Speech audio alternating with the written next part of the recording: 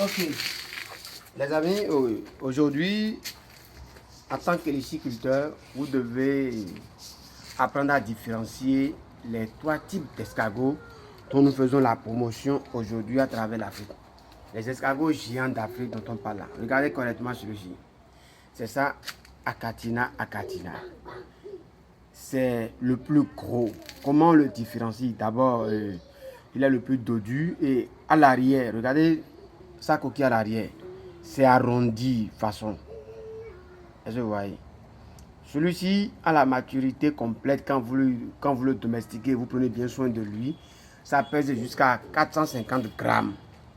Maintenant, sa ponte, c'est comment? Quand il est jeune, déjà, il pond 2, 4, 6, 8 ans. Et à la maturité complète, il va jusqu'à 15 pontes.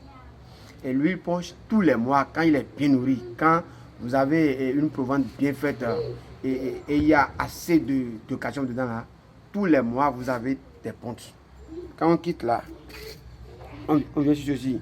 Ça, c'est Achatina marginata. Lui-même, à l'arrière, c'est un peu arrondi. Est-ce que vous voyez? Lui aussi, à la maturité complète, il pèse jusqu'à 350 grammes. Des fois, 400 grammes même. Mais celui-ci, il pond, lorsqu'il est jeune, à partir de 60-80. À la maturité complète, il va jusqu'à 500. Des fois même 600 œufs en une seule ponte. Mais celui-ci, il pond seulement 2 fois par an, c'est-à-dire tous les 6 mois. Est-ce que vous voyez? Maintenant, le troisième, Achatina folica, le plus prolifique. Le voilà. Regardez bien. Ça a une coquille allongée. À l'arrière, c'est pointu et blanchâtre. Lui, il n'est pas aussi gros que les autres. Il n'est pas aussi dodu. S'il est trop gros, là, c'est 300 grammes. Maturité complète, c'est 300 grammes.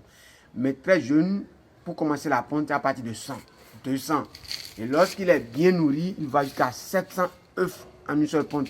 Lui aussi, c'est 2 fois par an, c'est-à-dire tous les 6 mois. Est-ce que vous voyez? Ceci, il y a d'autres, surtout en Afrique centrale, ou bien les Camerounais disent qu'ils ne mangent pas. Non, tout se mange.